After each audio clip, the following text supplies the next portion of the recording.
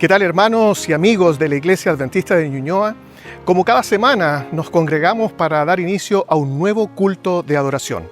Agradecidos de Dios porque podemos tener esta oportunidad de congregarnos, aunque sea virtualmente, pero también con la seguridad de que la presencia de Dios y su Santo Espíritu está con nosotros. Hoy damos la bienvenida de un lugar distinto, un lugar en donde estamos por estos días disfrutando de la naturaleza, de lo que Dios ha creado. Los invito a que inclinemos el rostro allí donde usted está para que podamos pedir la presencia de nuestro Dios. Gracias te damos, Señor, por tus bendiciones, por la oportunidad que nos das de congregarnos, de reunirnos aquí en este programa, en este culto de adoración. Rogamos, Señor, que tu Santo Espíritu nos acompañe y que todo lo que escuchemos durante esta mañana pueda ser un refrigerio espiritual para nuestras mentes y nuestros corazones. En el nombre de Jesús lo pedimos y agradecemos todo. Amén. Muy bien, sean todos ustedes muy bienvenidos a este nuevo culto de adoración.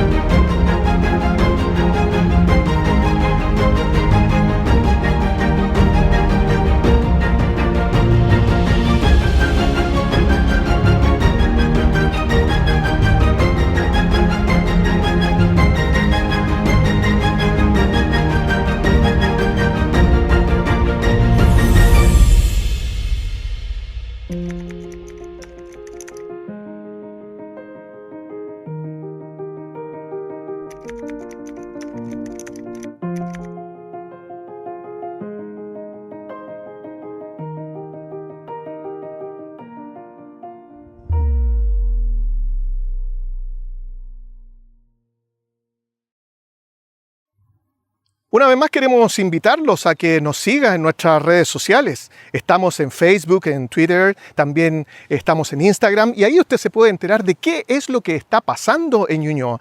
Así que los invitamos a que nos siga en cada una de ellas.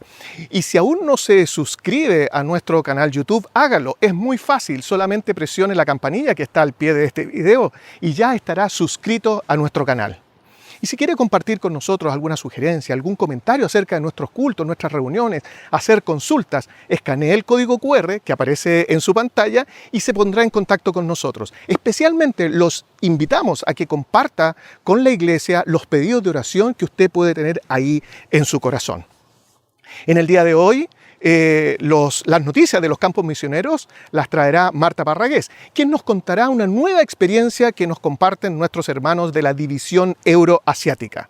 Luego pasaremos al repaso de la lección, en donde nuestro pastor David Cerda, junto con su hija Abigail, nos compartirán el repaso de la lección, para luego avanzar y llegar al espacio infantil, al espacio de los más pequeñitos de nuestra iglesia, en donde Susana Kudris nos contará una interesante y entretenida historia.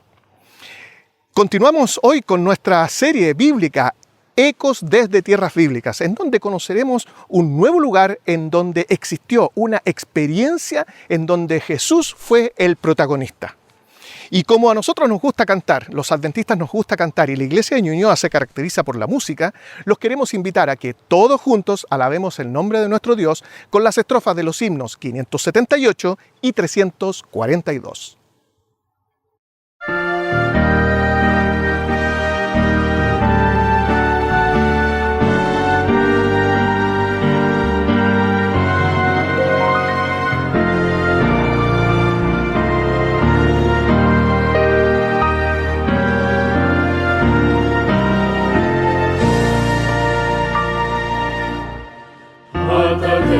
En el mundo hay violencia y maldad, desafiantes las tinieblas, hoy ocultan la verdad, mas el pueblo que a su Dios conoce se esforzará.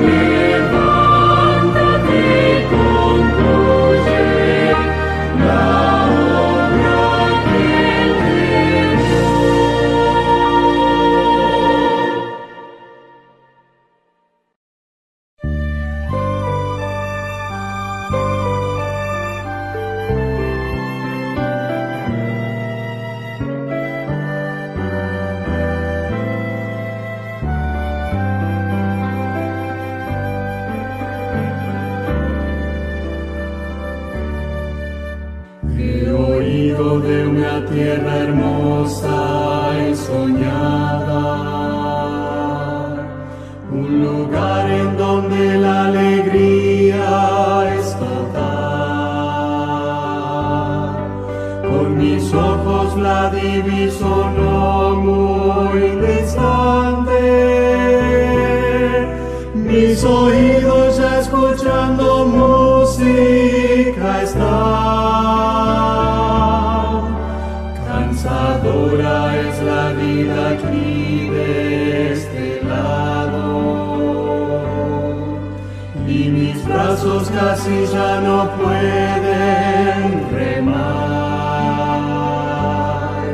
agotados y heridos por tantos días. Necesito encontrar el puerto de amor. Después del río existe un lugar para mí. Después del río existe paz. Después del río habrá felicidad sin fin. Con mi Jesús voy a morar.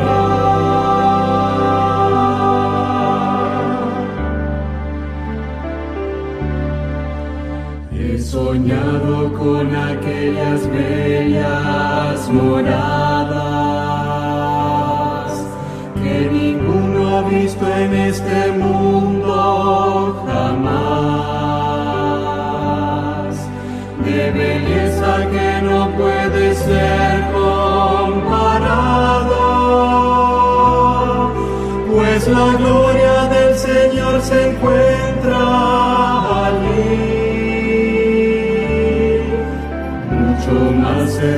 puso que el sol al ponerse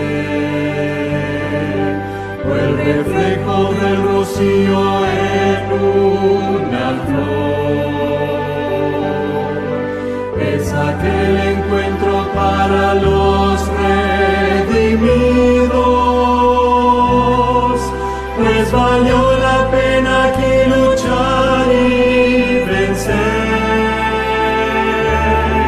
Después del río existe un lugar para mí.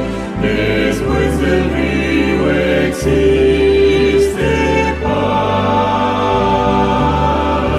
Después del río habrá felicidad sin fin. Con mi Jesús voy a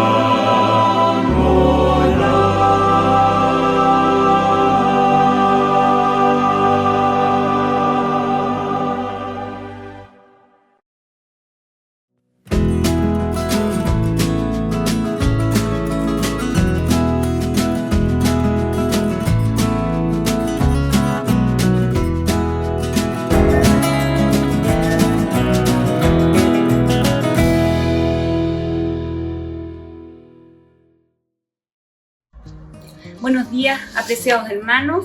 Para este sábado le traemos el misionero titulado Agradecida por la mesa. Nos cuenta la historia de Dinara, una chica de 7 años que un día estaba almorzando con su madre y le dice que ellas tienen que ser agradecidos por todas las cosas que Dios les ha dado y especialmente por la mesa. Pero la madre, media confundida, se enoja porque ella en su religión no creían en Dios. Y la niña, ella estaba sorprendida porque la niña pudiera hablar de Dios. Ella se enfureció mucho y fue al colegio al otro día, incitó a muchos apoderados para que fueran a hablar con el director y les pudiera pasar por qué estaban hablando de Dios en esa escuela que era una escuela pública. Dinara, con todo esto lo que ocurrió, ella se confundió por la edad que tenía, por qué no eran agradecidas de las cosas que Dios le había enseñado, lo que la profesora adventista le había instruido a ellas y a los demás niños de todo lo que Dios le había dado. Pero la madre le volvió a recalcar que todo lo que ellos tenían había sido por el Padre, que el Padre era el que se sacrificaba por ellas para que puedan tener un buen vivir. Después de 9 años, Dinara se cambió de casa con sus padres. Ella ya tenía 16 años. Y en esa casa nueva ella encontró una Biblia para niños que estaba hecha a pedazos. Bueno, lo que ella pudo leer le interesó y empezó a tener un hambre, puede decir así, espiritual. Y después ella decidió empezar a estudiar en una universidad adventista inglés, donde la profesora empezó a conversar con ella y le empezó a invitar a las reuniones el día sábado. Ella comenzó a asistir, se sentía muy cómoda, sentía que crecía en ella un fuego espiritual y ella empezó a intercambiar con las personas que asistían a esas reuniones, especialmente con los extranjeros, para practicar su inglés que estaba aprendiendo. También conoció en esas reuniones, los días sábados, a su futuro esposo que se llamaba Nicolai. Él iba también a esas reuniones y después ellos se casaron y la acompañaba siempre a esas reuniones desde que él se liberaba de su trabajo los días sábados.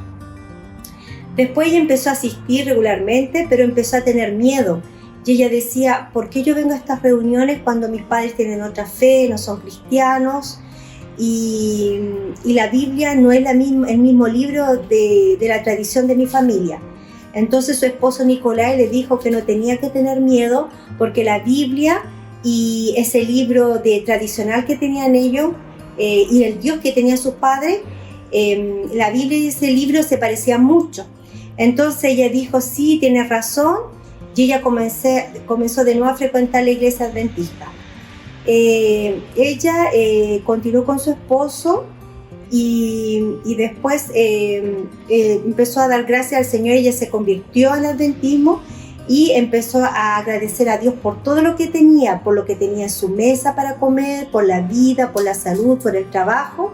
y por todo lo que Dios le había dado en su vida. Agradecida.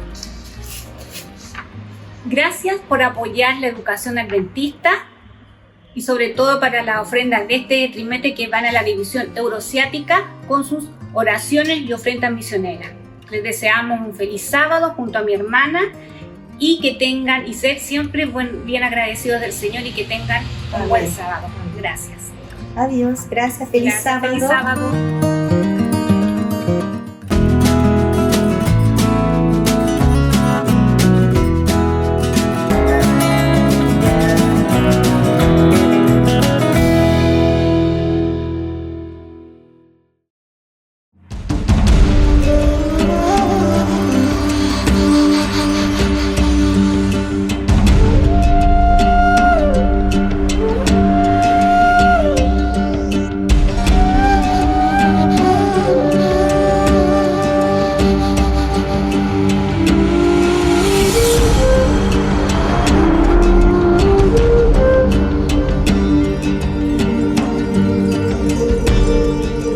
Habiendo dicho esto, escupió en tierra e hizo barro con la saliva y le untó el barro en los ojos y le dijo: «Ve y lávate en el estanque de Siloé», que quiere decir enviado. Él fue, pues, y se lavó y regresó viendo. Nos encontramos en el estanque de Siloé, que es mencionado en la Biblia varias veces. Era una fuente de agua para la ciudad de Jerusalén que se nutría desde las aguas de Gijón. De ahí podemos adivinar el nombre de nuestra ciudad española, Gijón.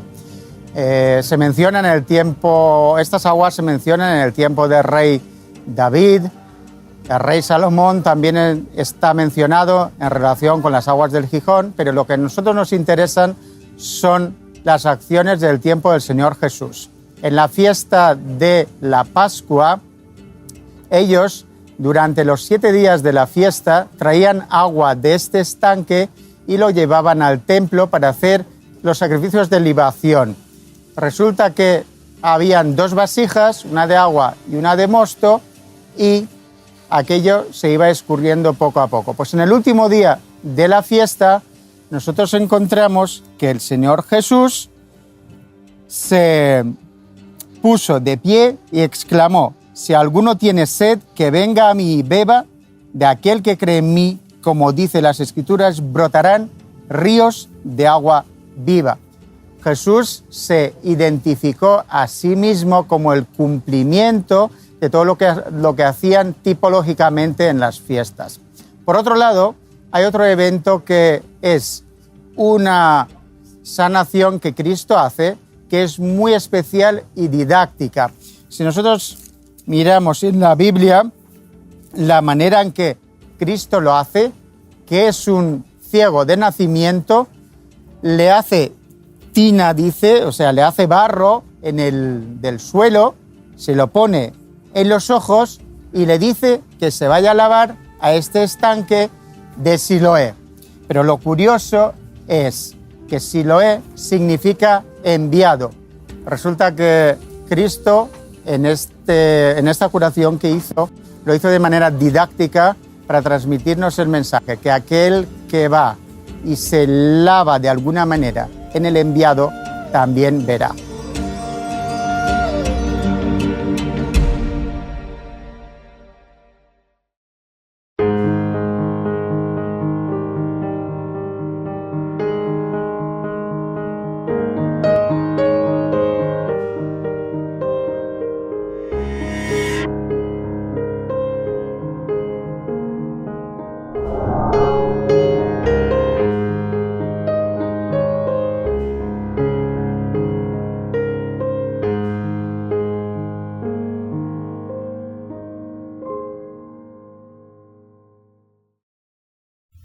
Hola, amigos y hermanos de la Iglesia de Ñuñoa.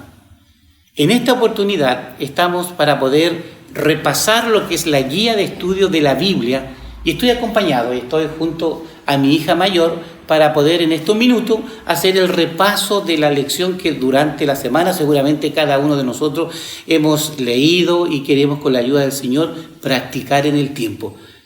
Abigail, ¿Qué te parece el ir resolviendo y ir compartiendo alguna de estas ideas? Muy interesante, sobre todo por la temática que trae este sábado la escuela sabática. ¿Te parece si oramos antes de comenzar el repaso? Oremos. Vamos a orar. Amado Dios y Padre nuestro, queremos en esta hora invitarte para que tú puedas estar presente en cada una de las intervenciones que nosotros hagamos, y este mensaje que ya fue leído seguramente por cada uno de nuestros amigos y hermanos de iglesia, pueda el Espíritu del Señor ayudarnos para entender los mensajes que Isaías nos entregan para este momento. Gracias, Señor, en esta hora, y en forma particular queremos orar por los amigos que están atentos a lo que se desarrolla sábado a sábado en este programa. Lo pedimos esto y lo agradecemos confiado en los méritos de Cristo Jesús. Amén. Amén. Abigail, nosotros sabemos que durante el año está dividido en trimestres, y cada trimestre la iglesia toma un libro o toma un material, una materia para poder repasar a nivel mundial. En esta oportunidad estamos estudiando con respecto al libro de Isaías. Esta semana que está terminando hoy día, tenemos ¿qué lección es y cuál es el título que vamos a ir desarrollando? Esta semana estamos estudiando, como bien saben, la lección número 9, que lleva por título Servir y Salvar. Pero antes de comenzar, me gustaría que pudiéramos reflexionar respecto a un párrafo que aparece del libro de Elena G. de White, de El deseo de todas las gentes, en donde dice: muchos piensan que sería un gran privilegio visitar el escenario de la vida de Cristo en la tierra, andar donde él anduvo, mirar el lago en cuya orilla se deleitaba en enseñar y las colinas y valles en los cuales sus ojos con tanta frecuencia reposaron. Pero no necesitamos ir a Nazaret, Capernaum y Betania para andar en las pisadas de Jesús. Hallaremos sus huellas al lado del lecho del enfermo, en los tugurios de los pobres, en las atestadas callejuelas de la gran ciudad y en todo lugar donde haya corazones humanos que necesiten consuelo. Al hacer como Jesús hizo cuando estaba en la tierra, andaremos en sus pisadas. Qué interesante el párrafo que se acaba de leer, que viene de un libro que es muy especial. Es un libro que se llama El deseado de toda la gente. Y está ahí resumido en este libro lo que Elena de White habla con respecto a los 4 evangelios. Y aquí se está hablando con respecto a la vida de Jesús. Tú mencionabas, Abigail, el título que se llamaba Servir y Salvar. Este párrafo de alguna forma resume lo que hoy día nosotros muchas veces queremos hacer. Mira, hay muchas personas que dicen: me hubiese gustado vivir en el tiempo de Jesús, porque yo habría estado detrás del Maestro, detrás de Jesús, escuchando y viendo cómo Él servía y cómo Él vino también a salvar. Yo no sé si tú conoces a alguna persona que dice: quiero ir lejos a hacer la obra del Señor, quiero ir al África, quiero ir, no sé, a lugares lejanos, cuando en realidad el prójimo que está a nuestro lado, el compañero de trabajo, el compañero de universidad, el vecino, son personas que tal vez no conocen del Señor y pueden tener recursos y pueden tener educación, pero son pobres de espíritu. Y es ahí donde nosotros como cristianos deberíamos nosotros de alguna forma ayudarle para que conocieran de Jesús. Es interesante lo que mencionas respecto al tema de servir y salvar, este concepto que se tiene hoy en día, sobre todo para poder ayudar a otras personas, pero siempre lo hacemos tratando de enfocarnos en ayudar a otros que están mucho más lejanos. Y creo que es mucho más práctico el que comencemos a hacerlo desde adentro, desde la iglesia, de los hermanos que están más cercanos, los hermanos que ya se han alejado, los amigos nuevos que están llegando. Y es también interesante que durante el desarrollo de la lección también se va haciendo una comparación entre qué es servir o de qué manera Isaías separa lo que es un siervo. Es interesante lo que tú estás mencionando.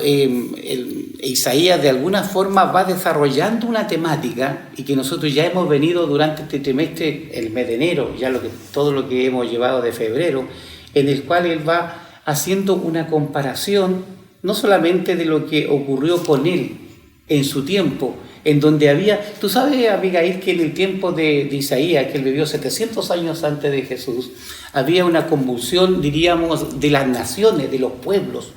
Lecciones atrás ya vimos, donde Nabopolassar había tratado de levantar el imperio antiguo que había sido poderoso de Babilonia y que había con el tiempo había caducado, ahora lo estaba levantando. Había venido Nabucodonosor y había hecho de este pueblo que se estaba levantando una nación poderosa.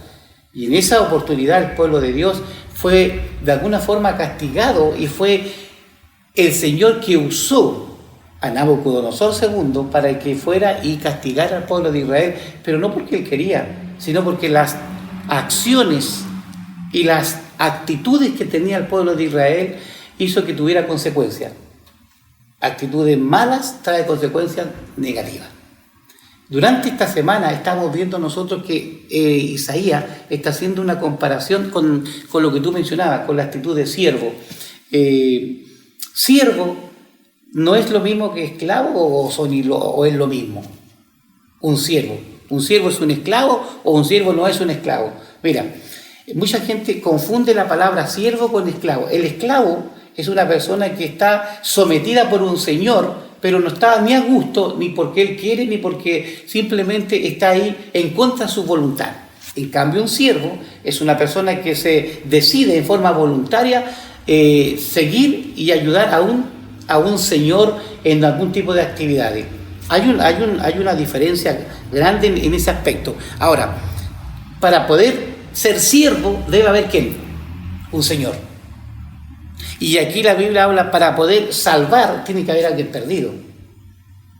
Y es por eso que a través de la lección nosotros vamos descubriendo que en todo tiempo el Señor ha usado, no solamente en forma corporativa, sino que individualmente, personas que puedan servir, pero al mismo tiempo personas que ayuden a salvar.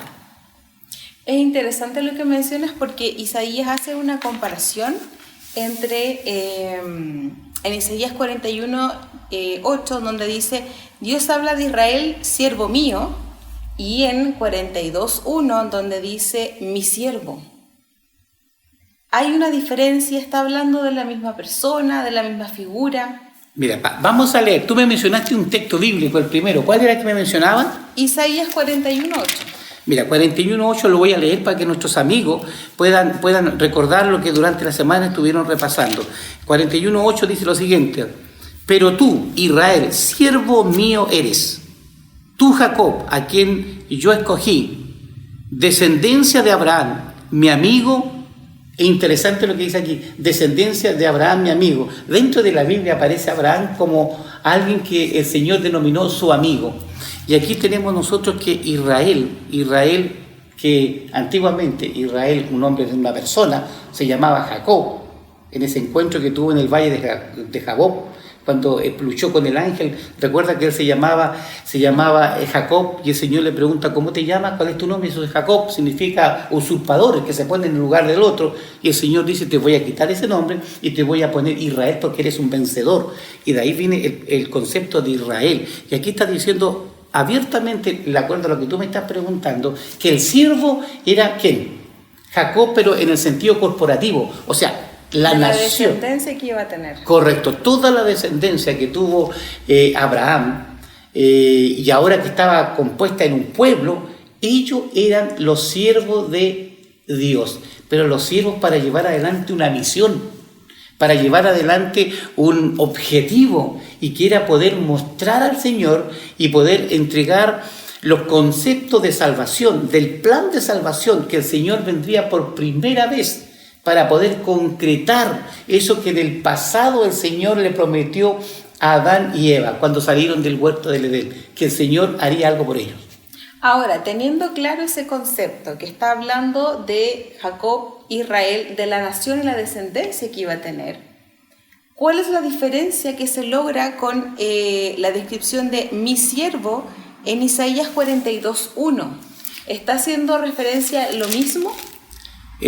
Vamos a leer lo que tú me estás mencionando. En el 42:1 dice, este es mi siervo, yo lo sostendré, mi escogido, en quien mi alma tiene contentamiento. He puesto sobre él mi espíritu. Él traerá justicia a las naciones.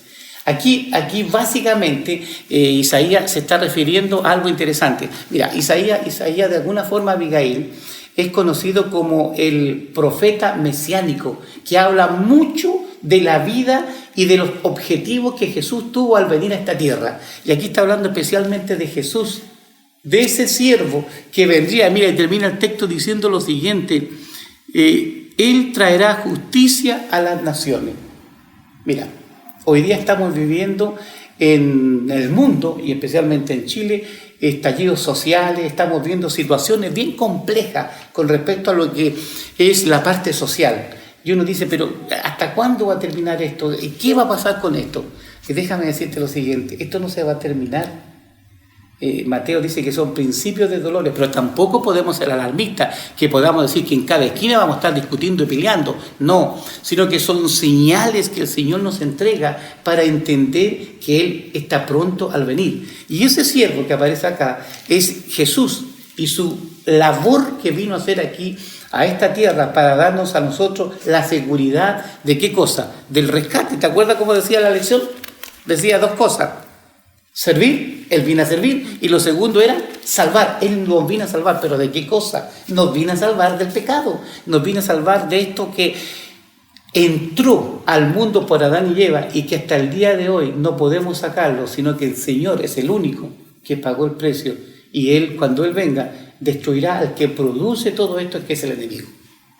Comprendiendo ya estos dos conceptos, y que si bien uno los lee a simple vista y pareciera que está hablando de un mismo siervo, pero si uno comienza a leer el contexto, a leer más detalladamente, se da cuenta de que está hablando uno primeramente de Jacob, Israel, la descendencia, y que después habla de Jesús, el Mesías. ¿Qué relación tiene esto con el concepto que aparece en la lección y que señala un siervo individual anónimo? ¿A qué hace referencia eso? ¿Está hablando de Israel? ¿Está hablando del Mesías? Mira, es interesante lo que tú mencionas con respecto al siervo anónimo. Dentro del concepto de siervos, dentro de la Biblia aparecen muchas personas que han sido siervos de Dios, y no siempre esos siervos del Señor han sido del pueblo de Israel. ¿Sabías tú que hay personas que en la Biblia aparecen como hijos de Dios que no fueron parte del pueblo de Israel? Me refiero como por ejemplo a Amán, un hombre que hizo una gran tarea, y el Señor hizo un milagro en él. Y en la Biblia encontramos varios otros personajes, como el mismo Nabucodonosor.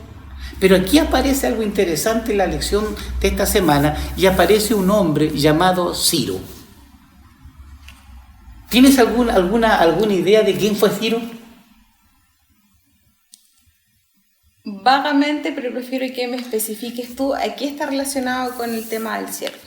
Aquí aparece algo interesante que la historia desarrolla en el tiempo. Mira, la historia es lo que se escribe después que las cosas acontecieron.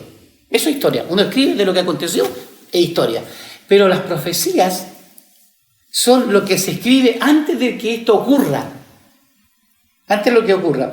Entonces aquí tenemos nosotros a un hombre llamado Moisés, un siervo de Dios, que comienza a escribir cosas para poder ayudar al pueblo de Dios para que no entren en idolatría, como ya lo vimos en las lecciones anteriores, pero que al mismo tiempo este pueblo no escuchó mucho, pero Isaías comienza a avanzar en el tiempo y comienza a mencionar cosas que le ocurriría a este pueblo por su desobediencia. El pueblo de Israel no tenía ni idea de lo que iba a pasar con ellos en el futuro, pero el Señor sí se lo había revelado a Isaías, y él lo estaba mencionando. Y una de las cosas, como por ejemplo, en las 10 tribus del norte de Israel desaparecieron, y los sirios, como dice en las lecciones anteriores, se diluyeron el pueblo de Dios de las tribus del norte, las tribus del sur. Isaías le está hablando que va a ocurrir algo trágico con ellos, pero que en el futuro vendrá alguien y que podrá liberarlo. Entonces el pueblo de Israel no lograba entender nada porque estaba en el futuro, porque su vida estaba desconectada con Dios.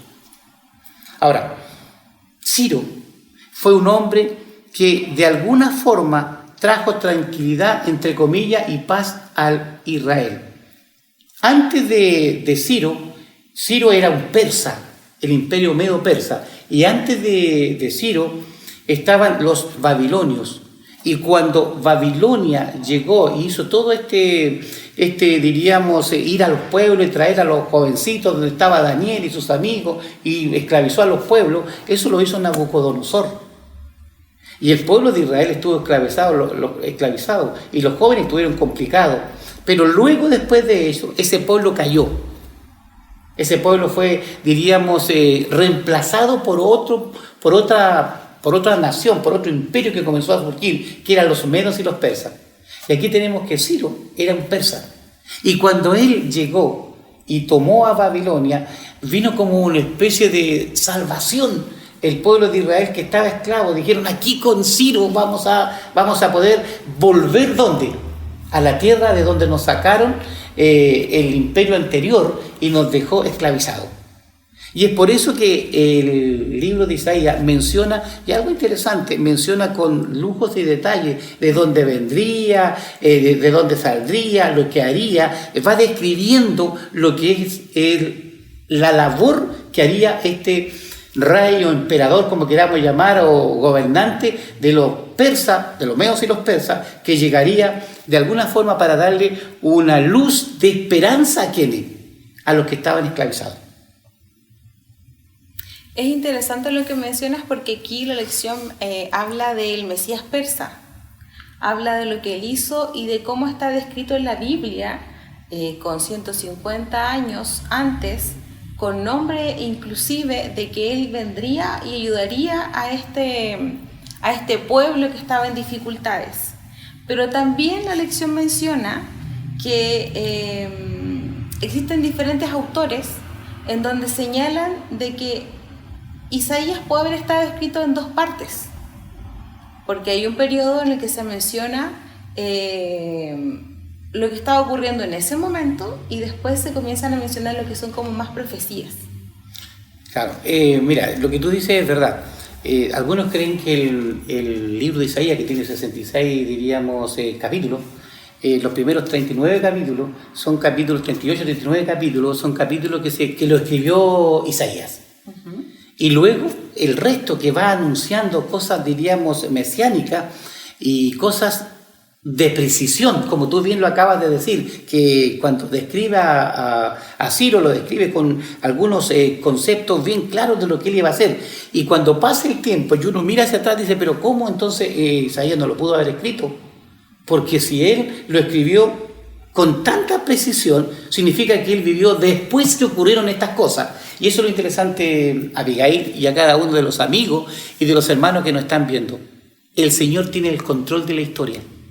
El Señor tiene el control de los eventos que van ocurriendo y Él en su sabiduría, Él puede indicarle a alguna persona, a sus siervos, los profetas, y decir, mira, esto y esto y esto va a ocurrir. Y como el Señor no miente, va ocurriendo de esa forma. Y es por eso, Abigail, que encontramos nosotros que la segunda parte, que para algunos vendría siendo como un libro que se conectó en algún momento y que hubo un tomo, después hubo otro tomo, el primero fue escrito por Isaías, el segundo capaz que no lo escribió Isaías, sino que después que ocurrieron las cosas, pero están juntos.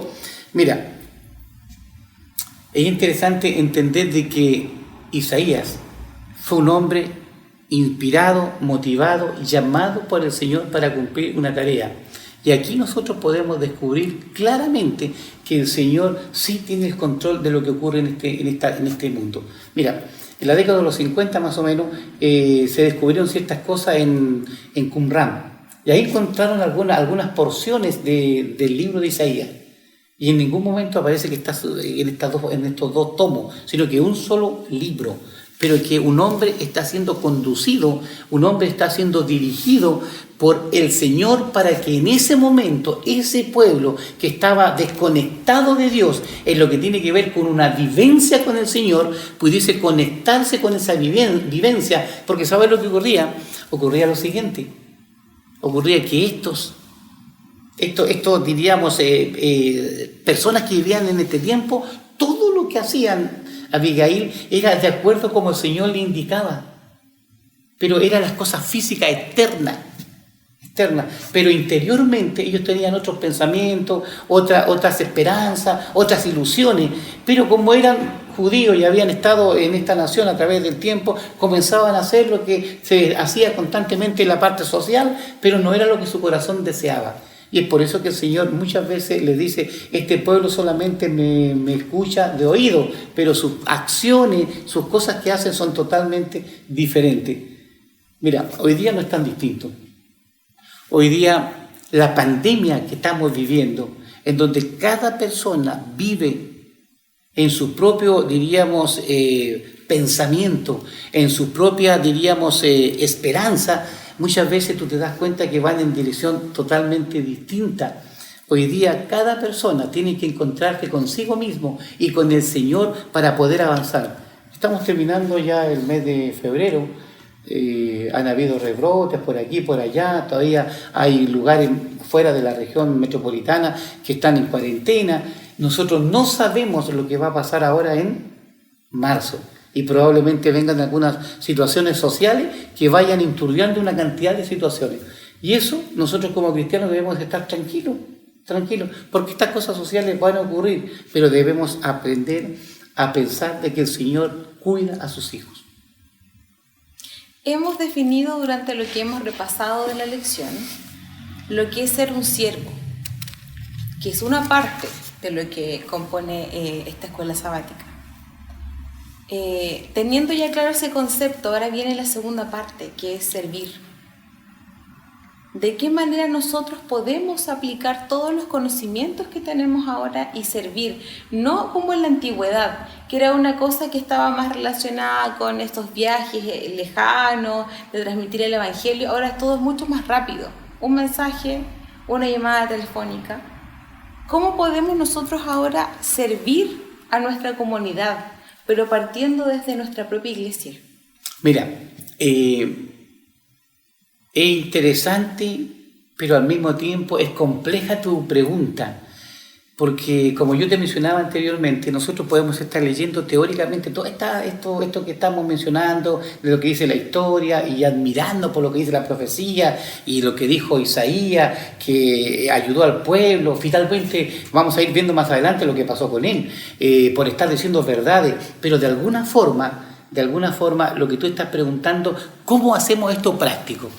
Mira, déjame mencionarte por lo menos un par de cosas. La iglesia adventista del séptimo día, para mis amigos que están escuchando, para mis hermanos, en el mes de febrero tiene a lo menos dos cosas importantes que hacen. Lo primero, que hay un proyecto que se llama Caleb. Ese proyecto Caleb es donde los jóvenes de la iglesia de alguna forma se reúnen y van en ayuda de alguna persona, de algún sector, de algún lugar que necesita de servicio de mano de obra o lo que sea. Eso lo hace la iglesia a nivel sudamericano, y tú puedes ver a través de las redes sociales esta iglesia, aquella iglesia, la otra iglesia que está haciendo cosas para poder atender, qué sé yo, un grupo de niños, un grupo de ancianos, una población, un sector que hay que limpiar, y una cantidad de cosas, y de esa forma estamos sirviendo. Y es interesante lo que tú leías al comienzo. No necesitamos ir a las tierras santas, qué sé yo, a Israel para poder lograr desarrollar un servicio. Lo podemos hacer aquí en donde estamos. Eso es lo que hace la iglesia. Otra cosa que podemos hacer, ¿cómo nosotros servimos a la gente que está trabajando con nosotros mismos? Tú misma tienes un trabajo. Y durante esta semana yo te he visto cómo tú has trabajado en el papel de ir administrando todo un grupo de personas en donde ellos han reconocido el trabajo que tú haces. A diferencia tal vez de otra persona que pudo estar dirigiendo antes. Y uno dice, pero ¿cómo pasa esto? Por el trato, por conversar, por dialogar, por dar instrucción, o por dar, diríamos, inducción que llaman ustedes, donde van preparando a la persona y después lo van monitoreando. Hoy día nosotros, como padres, como trabajadores, como estudiantes, podemos ir desarrollando una actitud de servir. Y cuando tú estás sirviendo a alguien porque lo necesita hoy día la gente, muchas personas necesitan tal vez de la paz, de la tranquilidad. Y cuando tú le das paz, le das tranquilidad, entonces le estás sirviendo y estás supliendo una necesidad. Pero también el Señor te da otra cosa, el poder salvar. Y poder salvar es mostrarle a la persona un plan de salvación. Y ese plan de salvación es el que uno primeramente conoce, es ese que uno vive y ese uno que ahora lo traspasa a las personas para que ellos puedan de alguna forma decir: la mejor opción que tengo en este momento, a pesar de todo lo que hay, la pandemia, a pesar del estallido social, a pesar de todas las situaciones económicas, de las situaciones de carácter de las personas, la mejor alternativa es la que veo en esta o en aquella persona que es miembro o amigo de la iglesia de Ñuñoa o de otra iglesia en el cual está siguiendo los pasos y lo que el Señor ha indicado que nosotros vivamos en este momento. Me gustaría agregar algo con respecto a eso. Si bien el tema de servir y salvar se comienza desde uno y comienza desde la decisión que uno toma, decisión de yo en estos momentos quiero servirle a otro por un gesto desinteresado, porque yo creo que así tiene que hacerse, porque el Señor me enseñó con su ejemplo y con su palabra de esa manera. Creo que también hay que señalar que es algo que uno decide todos los días, porque yo puedo ser un siervo, puedo a lo mejor cumplir con lo que se me pide, pero eso no me convierte en una persona que tenga la intención de salvar a otro, porque si yo no lo decido y no permito que el Espíritu Santo esté conmigo, no creo que tenga el mismo efecto, o en realidad pasa lo mismo. Mira, es interesante lo que estás mencionando, porque tú dices tomar una decisión. Tú estás hablando de que yo decido. El decidir significa tomar una decisión. Uh-huh. Ahora, la primera decisión que nosotros debemos tomar, Abigail, todos los días, no importa la edad que tengamos, de pequeñito hasta adulto, es la decisión de dejar en el día que el Espíritu Santo nos guíe. Y cuando el Espíritu Santo nos guía, entonces Él va a comenzar a poner en nosotros el poder desarrollar los dones que tenemos para servir. El Señor no nos está pidiendo que nosotros hagamos cosas que no tenemos como dones. A veces yo digo, yo tengo el don, no tengo el don de hacer cosas y me esfuerzo por hacerlo y me incomoda. En cambio tengo otras cosas que salen en forma natural, que sí son un don, pero yo lo uso para un beneficio personal. Entonces es ahí donde yo tengo que decir, decido, como tú dices, decido yo, Señor, yo quiero que tú me ayudes. Pero a veces las cosas no me funcionan muy bien. Mira, generalmente cuando entregamos algún pensamiento, alguna cosa, estaban buscando aquí en la Biblia un texto bíblico que generalmente usamos. Y usamos generalmente Isaías 41:10, que estaba en la lección. Y mira lo que dice ese texto, dice: no temas porque yo estoy contigo, no desmayes porque yo soy tu Dios, quien te esfuerzo, siempre te ayudaré, siempre te sustentaré con la diestra de mi justicia. Pero más adelante también menciona el versículo 14, no temas, gusanito de Jacob, vosotros, los poquitos de Israel, yo soy tu socorro, dice Jehová, el Santo de Israel, es tu Redentor. Es interesante en este momento como Isaías está intentando de decirle a este pueblo que pareciera que se ve como un gusano, que parece que no tiene esperanza, que todos lo están aplastando, pero él dice, no temas, yo estoy contigo.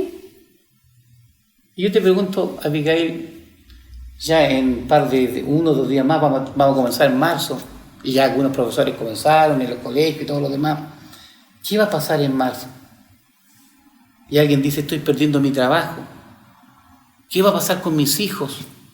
Y es ahí donde uno lee estas promesas del Señor, que es lo que el Señor le dijo al pueblo de Israel en el pasado, y que algunos sí lo tomaron. Por eso que el pueblo de Israel siguió en el tiempo, si no se había eliminado. Hoy día el pueblo de Dios seguirá adelante, pero algunos van a ir fracasando, van a ir flaqueando. ¿Por qué? Porque no han dejado o no han permitido lo que tú mencionabas, tomar día a día, ¿qué cosa? Decisiones. Y el que toma decisiones todos los días y lo hace en compañía del Espíritu del Señor, ten la seguridad de ¿qué cosa? Que el Señor va a ayudar para que esas decisiones sean las correctas y podamos nosotros servir y ayudar a otros para que se puedan salvar. Este es un tema que da para largo, que tiene muchas aristas, como por ejemplo hay gente que menciona, está bien, tengo la disposición de servir, pero ¿cuáles son mis dones? Y son temáticas que yo creo que más adelante seguramente se van a ir abordando en la lección. Pero solamente señalar que muchas veces el tema de servir y de salvar no está solamente relacionado a los dones que nosotros creemos tener. Hay muchas veces cosas que son muy invisibilizadas, como por ejemplo el escuchar. El tener una palabra de aliento para el otro, eso igual es una decisión que uno toma de hoy día te voy a escuchar, te voy a dedicar tiempo. Hoy día voy a compartir contigo un pequeño versículo de la Biblia. Hoy día decido que todos los días voy a orar por ti. También son dones que la gente muchas veces no ve, porque el don para ellos tiene que ser o cantar, o saber predicar bien, o hacer visitas anteriormente. Entonces yo creo que eso también es importante que nuestros amigos, nuestros hermanos lo tengan presente. Los dones no solamente son los dones que se conocen a nivel general, hay muchos otros que tenemos que ir descubriendo cada uno. Eso es verdad, mira, durante el año pasado aquí en la iglesia de Ñuñoa, nosotros fuimos desarrollando un programa a través del Departamento de Mayordomía, que lo lleva adelante nuestra hermana Marixa, y ella fue desarrollando temas profundos y sencillos, como por ejemplo un tema que tiene que ver con el tiempo. ¿Cómo nosotros usamos el tiempo de una manera inteligente? Que fue los primeros elementos que el Señor realizó. Y así ella comenzó a realizar una cantidad de cosas, en lo que tú estás mencionando. Cosas tan sencillas como el escuchar, es como el llamar por teléfono a alguien, como compartir un texto bíblico. Son cosas prácticas que la lección hoy día nos enseña. Mira, el Señor dice que cuando uno nace, en el concepto de mayordomía, cuando uno nace tiene dones que son por creación. El tiempo, los dones, el cuerpo, los recursos son que todas las personas tienen. Pero también la Biblia nos enseña que cuando una persona entrega su vida al Señor, tiene ahora dones adicionales que llegan a uno, que son por redención. Y ahí está lo que tú estás mencionando, cosas que antes no sabíamos hacer o no entendíamos, ahora se van desarrollando y son parte de nosotros, que va a servir a otra persona con un solo objetivo, que conozcan el plan de salvación y que el Señor viene pronto para poder rescatarnos. Estamos viviendo situaciones complicadas, sí. Que un cristiano diga, a mí no me pasa nada, estoy feliz, contento. Hay situaciones incómodas. Durante la semana tuve que ir a un funeral la semana antepasada. Entonces hay gente que sufre y son personas que aman al Señor. Porque estamos en un mundo que aparentemente lo está controlando el enemigo, pero no es así. Ya la lección nos está diciendo que el Señor tiene un control de todo de lo que ocurre en este mundo, de los eventos que van pasando. Pero el Señor se autolimita para no tener el control de nuestra propia vida, para poder desarrollar lo que tú mencionabas, decisiones. Y las decisiones las tomamos nosotros. Párrafo. Para concluir esta lección, hay un párrafo muy interesante que aparece en Obrero y Evangelio, donde señala lo siguiente: en la hora de ganar almas se necesita mucho tacto y sabiduría. El Salvador no suprimió nunca la verdad, sino que la declaró siempre con amor. En su trato con los demás, él manifestaba el mayor tacto y era siempre bondadoso y reflexivo. Nunca fue rudo, nunca dijo sin necesidad una palabra severa, nunca causó una pena innecesaria a un alma sensible, nunca censuró la debilidad humana. Denunció sin reparos la hipocresía, la incredulidad y la iniquidad, pero había lágrimas en su voz cuando pronunciaba sus penetrantes reprensiones. Nunca hizo cruel la verdad, sino que manifestó siempre profunda ternura hacia la humanidad. Cada alma era preciosa a su vista, se portaba con divina dignidad y se inclinaba con la más tierna compasión y consideración sobre cada miembro de la familia de Dios. En todos veía almas que era su misión salvar. Mira, si ese resumen que tú haces de la lectura de los obreros evangélicos, te vas a encontrar que el Señor era tierno y cuando tenía que llamar la atención o cuando tenía que decir esto está incorrecto, sentía dolor, pero lo hacía. Entonces había un equilibrio en su vida, en lo que él hacía cuando estuvo aquí en la tierra.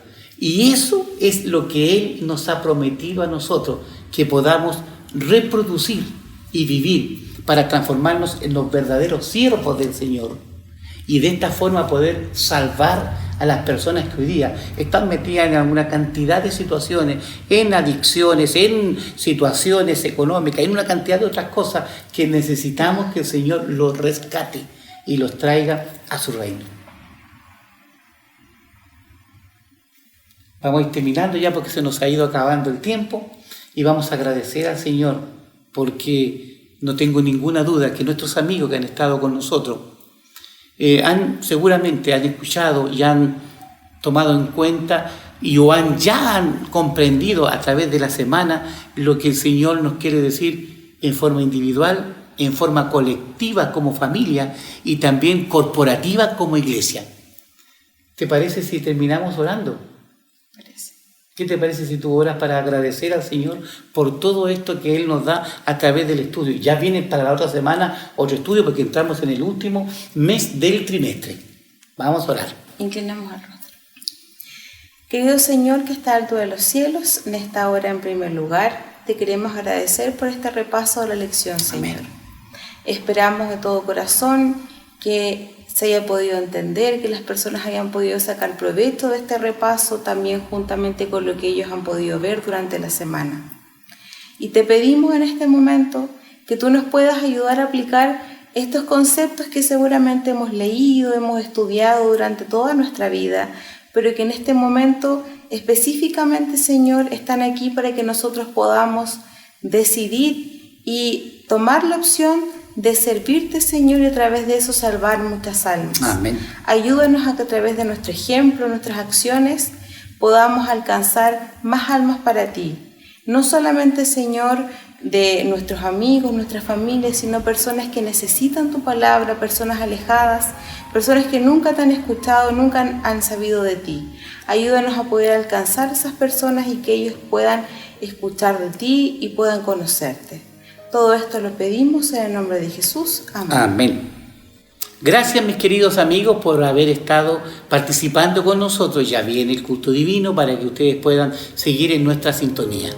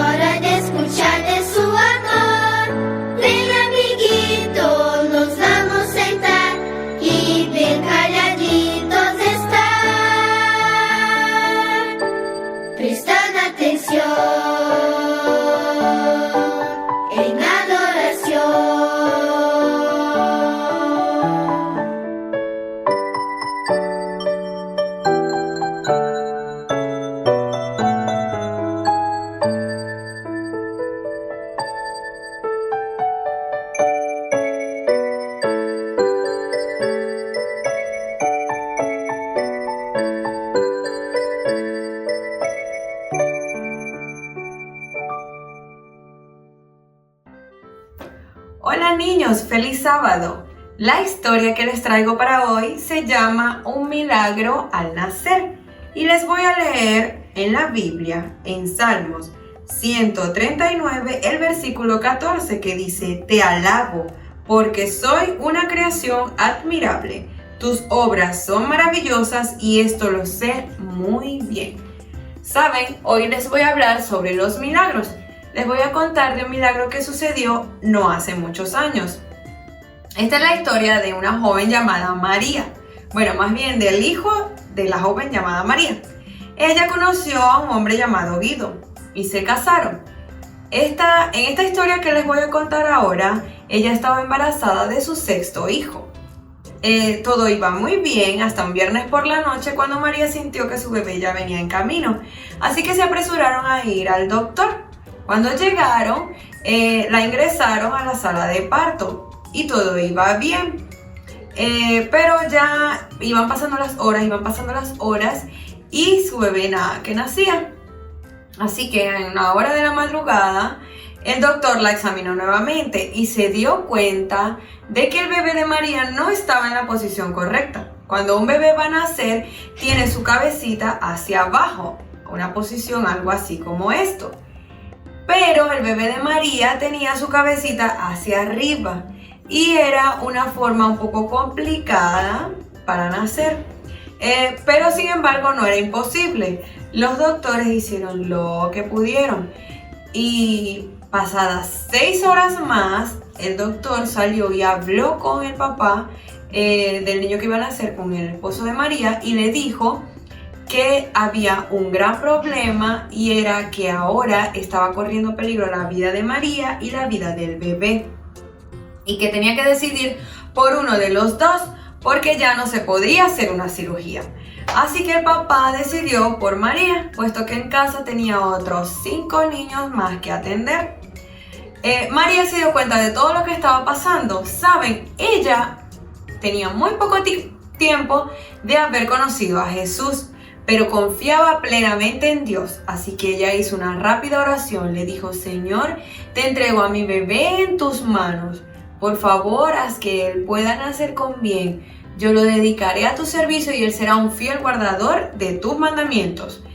María dijo esto y quedó dormida. Milagrosamente, el bebé nació solo, sin intervención de los médicos.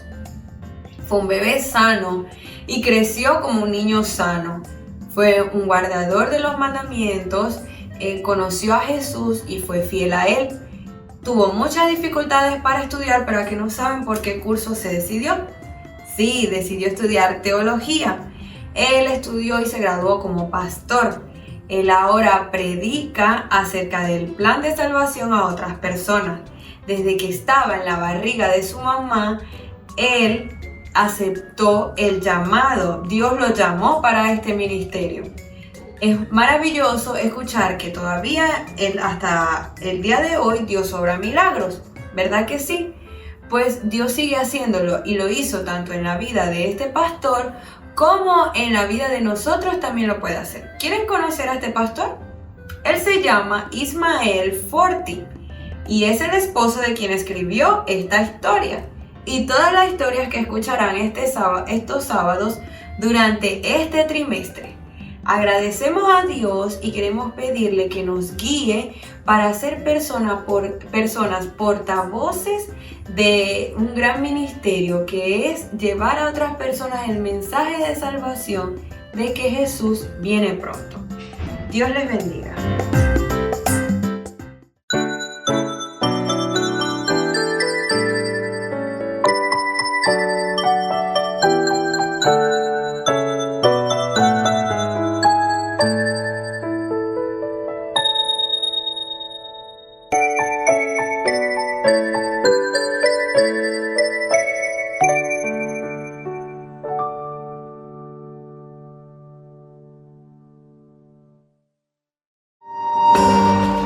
Una mejor manera de vivir, con el pastor Robert Costa. Dios es el Dios de lo imposible. Él es capaz de cambiar aún una maldición en una bendición, una desgracia en una bendición mayor. Escucha esta historia. Por cuanto no salieron a recibir a los hijos de Israel con pan y agua, sino que dieron dinero a Balaam para que maldijera, mas nuestro Dios volvió la maldición en bendición. En 1 Samuel 4:2 se recuerda una desastrosa derrota que sufrieron los israelitas a manos de los filisteos. Después de la batalla, alguien sugirió lo que parecería una brillante idea. Dijo: la próxima vez que traigamos el arca, o sea, la señal visible de la presencia de Dios, que la traigamos con nosotros a la batalla, debemos traerla, porque Dios nunca va a permitir que la tomen sus enemigos de manera que la victoria estará garantizada. Bueno, la lógica de la sugerencia parecía irrefutable. ¿Quién iba a robar la presencia de Dios? De manera que la próxima vez que los israelitas salieron a guerrear con los filisteos, llevaron el arca con ellos. Pero en lugar de una victoria, los israelitas sufrieron una derrota prácticamente catastrófica y lo peor de todo, el arca fue tomada. Ahora tratemos de ponernos en el lugar de los israelitas piadosos de aquellos días. ¿No nos habríamos preguntado por qué Dios, el Dios viviente y todopoderoso, permitió que los paganos filisteos la capturaran? Por un tiempo Dios permitió que las potestades de las tinieblas parecieran triunfar para que la manifestación de su poder fuera más evidente. Ahora los filisteos estaban jubilosos, llevaron el arca al templo de Dagón en Asdod. Pero la mañana siguiente los sacerdotes de Dagón descubrieron que su Dios estaba postrado delante del arca. Eso era muy raro. Para que no hubiera la menor duda, a la mañana siguiente Dagón apareció postrado delante del arca, pero con la cabeza y los brazos quebrados. Y a continuación se produjo una plaga en Asdod. Y los habitantes de la ciudad se dieron cuenta dolorosamente que la presencia del arca tenía algo que ver con eso. De manera que enviaron el arca a Gat. Pero tan pronto como el arca llegó a la ciudad, la plaga también irrumpió allí. Con la esperanza de librarse del flagelo, los habitantes de Gat despacharon rápidamente el arca con destino a Ecrón. Pero los ecronitas, que habían oído lo que había sucedido en Asdod y Gat, protestaron que la presencia del arca entre ellos también podía causarles la muerte. Y los filisteos tuvieron que reconocer que Jehová era el verdadero Dios. Pero no fue todo. Los piadosos israelitas también aprendieron que Dios, a su tiempo y a su manera, podía convertir una situación desagradable en algo bueno.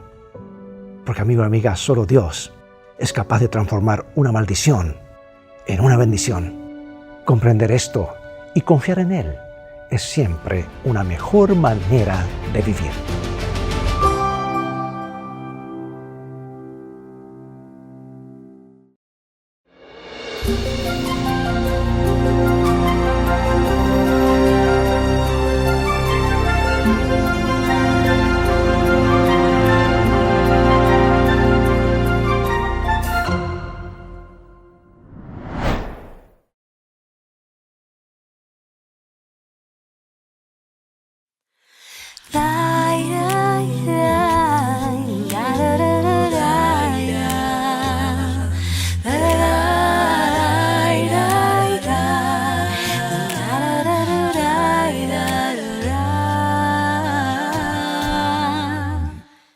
Sígueme, aunque encuentres rocas en lugar de pan, aunque no comprendas lo que hoy estás viviendo, sígueme.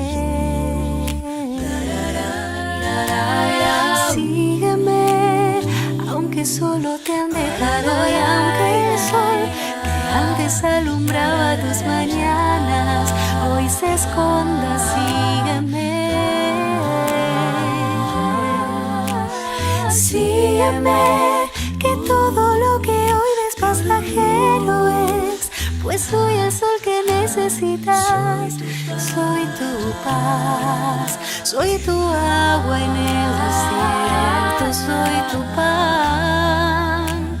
Soy la respuesta que tu alma espera, soy tu Señor, yo soy la vida.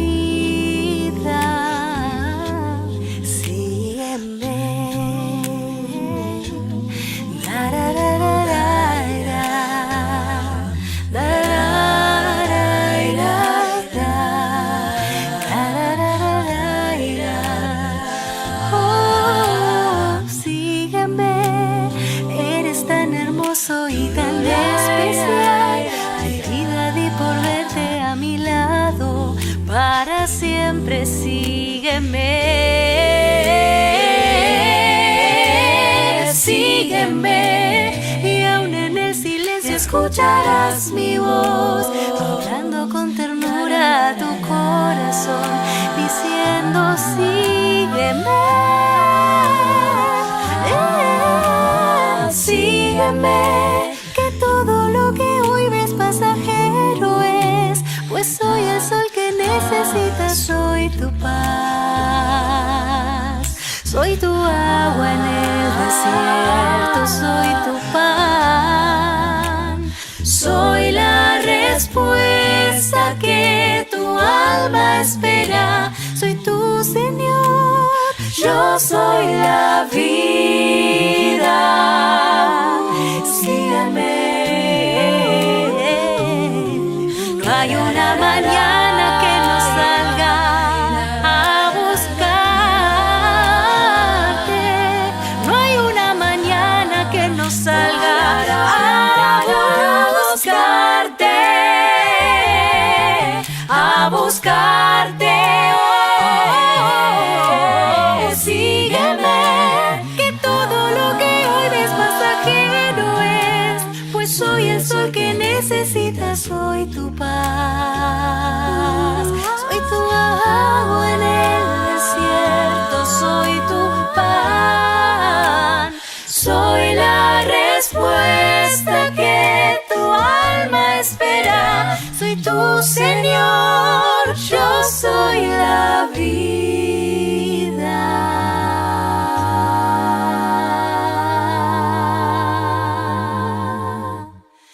Sígueme.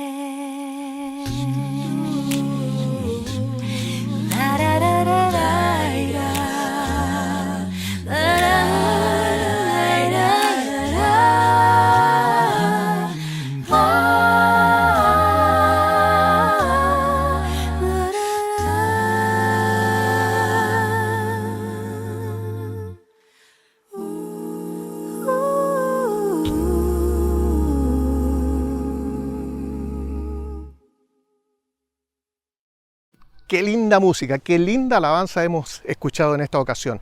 Agradecemos a la familia Córdoba Impoco por estas hermosas melodías que nos compartieron. Ellos estuvieron con nosotros el año recién pasado en nuestro Vivamos la Música. Les deseamos muchas bendiciones y mucho éxito en el ejercicio de sus talentos musicales. Y a continuación vamos a pasar al culto divino, en donde nuestra hermana Marisa Bustos, quien es directora de mayordomía de nuestra iglesia, nos compartirá el pan de vida de esta mañana. Los invito a que preparemos nuestras mentes y nuestros corazones y que cantemos con mucho entusiasmo nuestra doxología a Dios el Padre Celestial.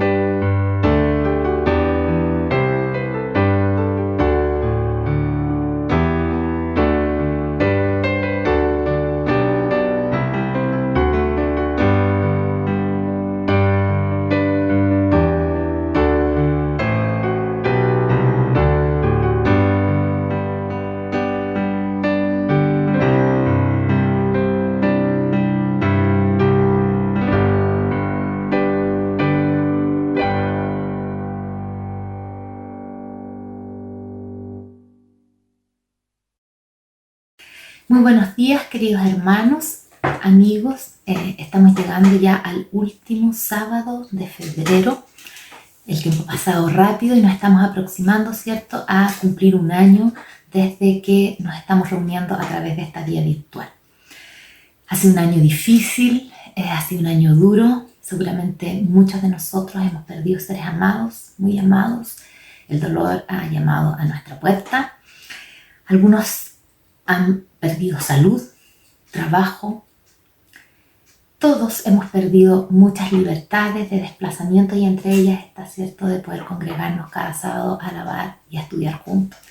Sin embargo, también hemos tenido algunas oportunidades, quizá más que en otros tiempos, de poder leer, de poder con más calma buscar la inspiración divina, de orar, de poder estudiar la Biblia y escudriñar hermosas verdades en ella. Y es para eso, para los que nos hemos congregado en esta mañana también, y antes de abrir la palabra de Dios, los voy a invitar para que oremos pidiendo su dirección. Amante Padre, que estás en los cielos y que estás con nosotros cada día y también en forma especial en este tu día santo, queremos pedir que en forma especial nos acompañes con tu Espíritu, Señor, para que en este momento que vamos a abrir tu palabra podamos ser iluminados con el mensaje que tú sabes que necesitamos, que tú quieres darnos para poder avanzar en este camino al encuentro contigo. Quédate con cada uno de los que estamos en este momento acá. En el nombre de Jesús lo pedimos. Amén. Quisiera en esta mañana invitarlos a reflexionar respecto a una característica especial del Dios en quien creemos. La última vez que conversamos, recuerdo que les hablé respecto de la fidelidad y de lo que significa la perspectiva cristiana, la perspectiva adventista y personal nuestra de lo que es la fidelidad y su fundamento en la fe. Hoy día vamos a hablar de este Dios en quien tenemos puesta nuestra fe y vamos a estudiar una característica importante de Dios y lo vamos a definir como un Dios que habla, como un Dios que se comunica, como un Dios que se revela.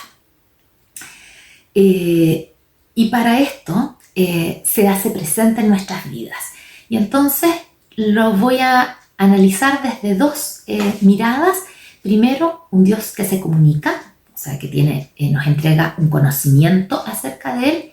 Y luego, un Dios que se hace presente, un Dios que vive la experiencia de nuestra vida. Entonces, un Dios que habla y un Dios que se manifiesta como presente en nuestras vidas.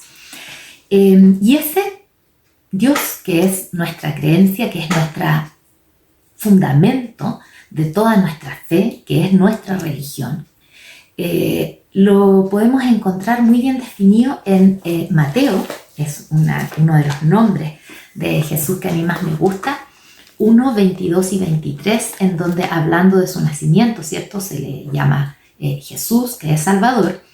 Y en el versículo 22 dice, todo esto aconteció para que se cumpliese lo dicho por el Señor por medio del profeta, que también hemos estudiado hace poquitito, que fue Isaías, ¿cierto? A quien se le dicen estas palabras. He aquí una virgen concebirá y dará a luz un hijo, y llamará su nombre Emmanuel, que traducido es Dios con nosotros. También hemos aprendido en este tiempo que hemos tenido la oportunidad de estudiar más a profundidad que en la versión original de este Dios con nosotros lleva un verbo entre medio y por lo tanto se debería leer correctamente como Dios está con nosotros, o Dios es con nosotros. Por lo tanto, este Dios maravilloso que está con nosotros se revela a nosotros, nos comunica, es un Dios que habla y lo ha hecho desde la historia. El habla de Dios está desde el Edén, en la creación, está el habla de Dios llamando a distintos personajes, por ejemplo, cuando llama a Moisés, lo llama por su nombre, desde la zarza ardiente, ¿cierto? Si nosotros revisamos eso en Génesis, vamos a ver que Dios lo llama directamente y lo llama por su nombre. Dios luego habla al pueblo, cuando le entrega sus mandamientos, se comunica, ¿cierto? Le entrega un mensaje, hay un tema importante que Dios quería transmitirle al pueblo y entonces le habla también al pueblo. Y así a través de la historia Dios se ha comunicado con nosotros usando distintos instrumentos. Ha usado profetas, ha usado líderes como en el caso de Moisés, incluso ha usado ángeles para transmitirnos un mensaje. No es un Dios silente. Y esta comunicación, si nosotros vemos lo que es comunicar, es descubrir o manifestar a alguien un mensaje, ya puede ser oral o por escrito. Y Dios lo ha hecho de ambas maneras cuando se ha dirigido a nosotros.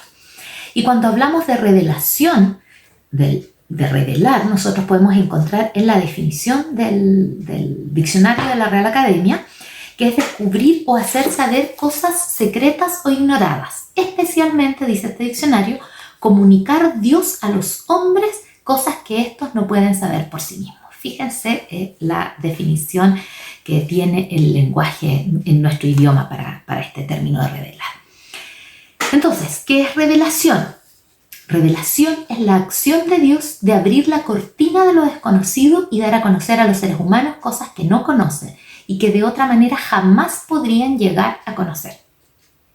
La revelación de Dios es necesaria, pues Él es eterno, omnipotente y trascendente. En contraste con los seres humanos, su sabiduría y conocimiento son infinitamente superiores. Y así lo manifiesta Pablo, ¿cierto?, en Romanos, cuando nos dice: «Oh profundidad de las riquezas de la sabiduría y de la ciencia de Dios. Cuán insondables son sus juicios e inescrutables sus caminos».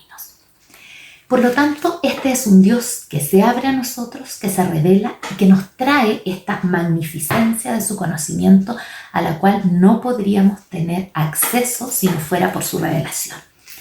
Y hay un libro en especial en la Biblia en que Dios nos va a relatar, nos va a abrir este conocimiento respecto a su habla y también a su presencia. Y ese libro en la Biblia es el libro de Hebreos. Yo les voy a pedir que vayamos al libro de Hebreos en este momento, porque en verdad Dios nos acerca de una manera muy significativa a las dos expresiones de su presencia, de su comunicación que quiero tocar con ustedes hoy día en la mañana, tanto a su habla como a su presencia, porque nos primero introduce respecto a el verbo y luego también nos va a explayar respecto al conocimiento del santuario, que es la presencia de Dios con nosotros. Me quiero permitir recomendarles un libro que a su vez a mí me recomendaron en este tiempo y que tuve la oportunidad y el privilegio de leer y es de gran inspiración. Se llama Gracia para el oportuno socorro, el mensaje de Hebreos hoy del pastor William Johnson. Se los recomiendo, como también este otro de Roy Gane, que en relación al santuario y la salvación.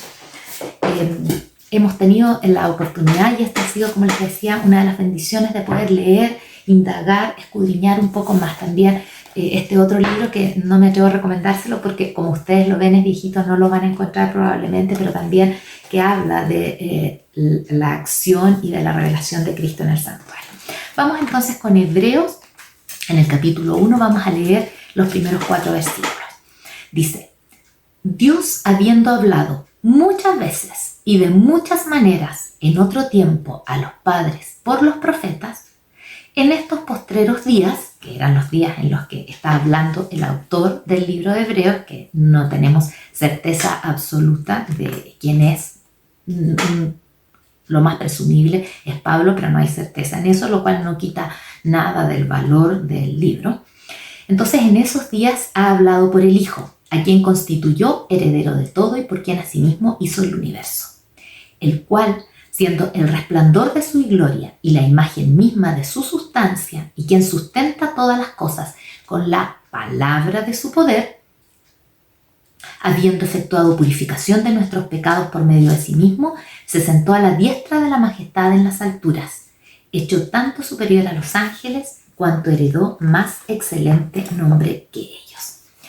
Fíjense, sobre todo en los primeros 2 versículos, en la insistencia que hace el apóstol acá, diciendo que habló muchas veces, de muchas maneras, y podríamos nosotros decir a muchos profetas, ¿cierto? O sea, es un habla, es un mensaje múltiple, es un mensaje repetido, es un mensaje sobre el cual se insiste y de varias maneras.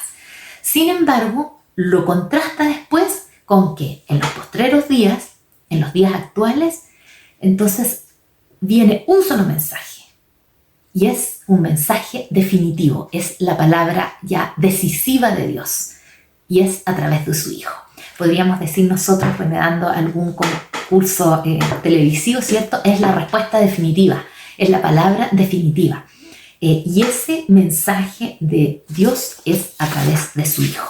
Entonces, nosotros podemos decir que esta forma de comunicación de Dios se vino a perfeccionar a través de Cristo. Aquí el autor de Hebreos parte haciendo una aseveración muy significativa. No nos está poniendo en discusión si existe o no existe Dios. Nos está diciendo que Dios existe y además está aseverando que Dios nos habla. Nosotros podemos saber que Dios existe solo a través de su revelación. Si Dios fuese un Dios que decidiese mantenerse en una distancia eterna y en un silencio eterno, nosotros no tendríamos ninguna posibilidad de acceder a su conocimiento. Lo podemos hacer solamente porque Dios nos habla y este Dios que nos habla decide revelársenos a través de su palabra. Nosotros podemos pensar que Dios se revela también de algunas otras maneras y voy a leer un par de párrafos más adelante respecto a la revelación, por ejemplo, a través de la naturaleza. Y es que Dios se revela de una manera general a través de la naturaleza y de una manera especial a través de su palabra y a través de la persona de Cristo. Entonces nosotros vamos a poder llegar al conocimiento de este Dios solo a través de esta revelación. Nosotros no podemos intentar definir o demostrar la existencia de Dios. Quiero leerles el siguiente extracto. La ciencia, la razón y la filosofía no pueden alcanzar a aquel que es eterno e insondable. Estas ventanas humanas limitadas en su capacidad de conocer inevitablemente fracasan ante el misterio infinito y divino. Y la mayoría de las veces son un lazo para quien desea hacer teología a partir de ellas. Los resultados del empeño de fundamentar la existencia de Dios con los argumentos filosóficos más habituales que son un ser perfecto, pruebas de un diseño magistral detrás de lo conocido y la moralidad en el actuar humano, son insuficientes para convencer a los escépticos y absolutamente innecesarias para convencer a los creyentes. De modo tal que Dios no puede ser demostrado ni negado, porque su existencia está más allá de lo que la dimensión de la comprensión humana nos permite dilucidar. Entonces, no podemos intentar abarcarlo ni comprenderlo, sino que solo podemos aceptar su revelación, podemos aceptar su palabra y aproximarnos a Él a través de su palabra. Y esto es importante porque hoy día en el mundo postmoderno, en la era postmoderna en que vivimos, las cosas se pesan, se miden, se observan, si están muy lejos con un telescopio, si están muy cerca con un microscopio. Y entonces nosotros creemos que esa ciencia, que esa demostración eficiente, de causas eficientes en las cosas a las que tenemos acceso a conocer, son la verdad. Sin embargo, si pretendemos acceder a Dios a través de esa misma modalidad de estudio, no lo vamos a conseguir. Y por eso que es tan importante poder con humildad reconocer que solo podemos acceder a Dios a través de su palabra, a través de lo que Él nos revela de sí mismo. Este acto divino de hablar es muy destacado en la Escritura, especialmente en el libro de Hebreos. Hay al menos 29 citas directas y otras 53 alusiones a párrafos de los escritos del Antiguo Testamento. Sin embargo, y a diferencia de otros libros en que se cita, o de otros autores neotestamentarios que citan su fuente, el autor de Hebreos no lo hace, solo dice, la palabra dice, Jehová dijo, Él dice. Porque independiente de quién haya sido el que lo dijo, de todos modos, todo es palabra de Dios. Por lo tanto, no nos hace diferencia mayor quién sea el intérprete humano que puso esas palabras en letra para que nosotros la pudiéramos entender. Y además, en el capítulo 4 de Hebreos, vamos a buscar el capítulo 4 y el verso 12 y 13, en que el apóstol también nos hace presente que Dios y su palabra no solo son un escrito, no solo son inertes. En el versículo 12 del capítulo 4, nosotros vamos a leer: porque la palabra de Dios es viva y eficaz, y más cortante que toda espada de dos filos, y penetra hasta partir el alma y el espíritu, las coyunturas y los tuétanos, y discierne los pensamientos y las intenciones del corazón. Y no hay cosa creada que no sea manifiesta en su presencia. Antes bien, todas las cosas están desnudas y abiertas a los ojos de aquel a quien tenemos que dar cuenta. O sea, esta palabra no es meramente un escrito, no es letra muerta, podríamos decir nosotros. En esta palabra nosotros encontramos vida. Y fíjense que es muy interesante que el texto en estos dos versículos de Hebreos 4 parte enfatizando la palabra.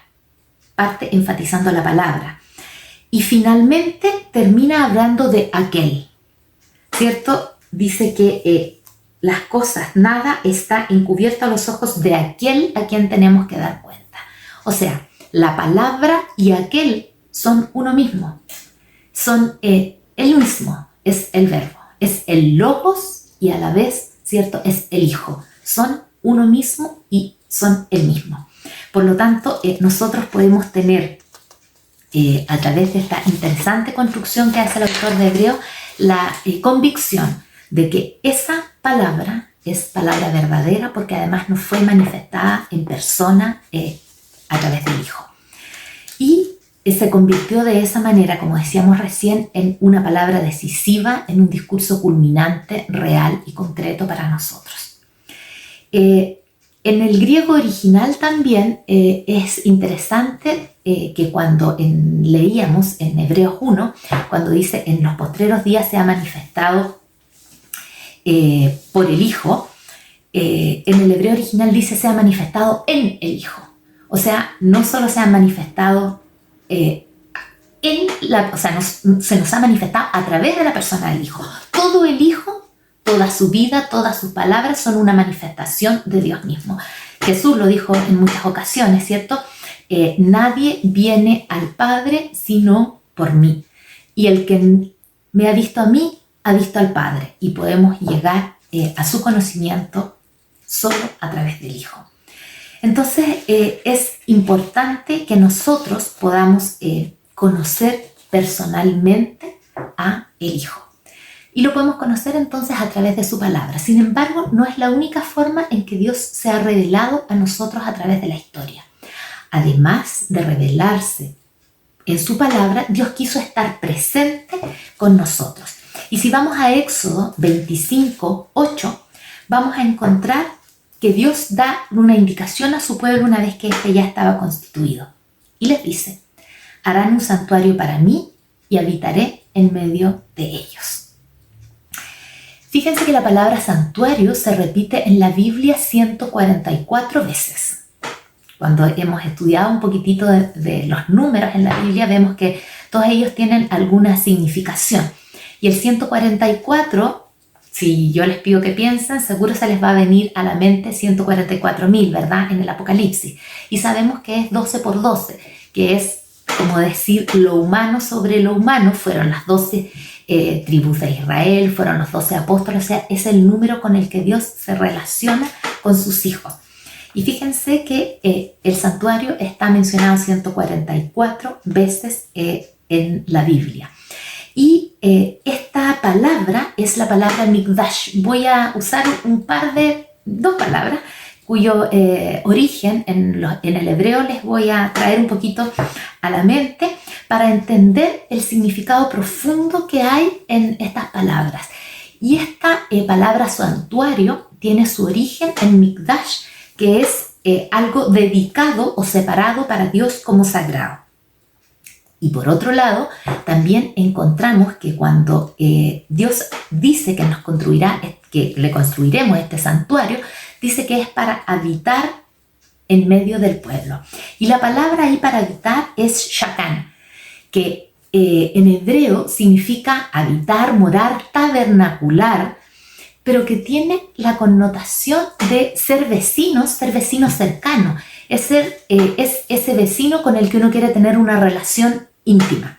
Hoy día, cada vez nosotros con las personas con las que vivimos cerca nos relacionamos menos. Yo recuerdo haber vivido en departamento, hoy día vivo en una casa, Y en departamento uno está mucho más cerca de los vecinos que tiene, sin embargo, me relacionaba mucho menos con los vecinos que tenía en el departamento que con los que tengo ahora en la casa, porque por distintas razones tenemos necesidad a veces de cuidarnos, de protegernos un poco, y converso más con los vecinos que tengo viviendo en casa que en departamento cuando estábamos más juntos. Sin embargo, hay vecinos con los que a veces uno quiere tener más relación y algunos otros vecinos que uno preferiría no encontrarse tanto con ellos. Sin embargo, Jesús aquí se revela a través de este Shecán, que Él quiere habitar, quiere ser un vecino cercano a nosotros, tiene interés en conocernos. No entendemos muy bien por qué. Yo nunca he logrado entender por qué Dios quiere ser cercano a nosotros, porque Dios quiere vivir con nosotros, porque Dios nos habla, porque Dios se nos acerca, porque Dios vino a vivir la experiencia humana con nosotros. Por lo tanto, este santuario del desierto fue el recinto sagrado donde Dios moraba en medio del pueblo, siendo esto un símbolo, ya que el verdadero santuario y el verdadero lugar donde Dios quiere morar es en nuestros corazones. Si nosotros vamos a 1 Corintios, en el capítulo 3 y el verso 16, vamos a leer que este otro santuario es el que Dios describe también como un lugar de habitación. Dice, ¿no sabéis que sois templos de Dios y que el Espíritu de Dios mora en vosotros? Si alguno destruyera el templo de Dios, Dios le destruirá a él, porque el templo de Dios, el cual sois vosotros, santo es. O sea, estaba este santuario terrenal, este lugar de culto, de congregación, pero también había otras formas de santuario y la Biblia nos revela al menos 3 formas. Una está la del santuario en el desierto. La segunda es el santuario que está en el cielo, en donde Jesús ahora está ministrando de ese santuario, del cual el santuario terrenal era solo figura, ¿cierto? Era una maqueta, un ejemplo. Y finalmente está el corazón del hombre, la mente del hombre, podríamos decir también, que es el santuario en donde Dios definitiva y sinceramente quiere habitar. Por lo tanto, nosotros debemos comunicarnos y tenemos que estar abiertos a que Dios pueda estar presente en todos estos lugares por nosotros. Y solo de estos 3, bueno, hay uno, el santuario del desierto, ¿cierto? De los templos en la antigüedad, que está obsoleto desde la muerte vicaria de Cristo. El santuario del cielo, al cual por ahora no tenemos acceso, por lo tanto el santuario más importante que nos va quedando es el santuario de nuestro corazón, de nuestra vida, y es ahí en donde precisamente Dios quiere Shecán, Dios quiere morar, Dios quiere habitar, compartir, Dios quiere ser nuestro vecino cercano, nuestro amigo.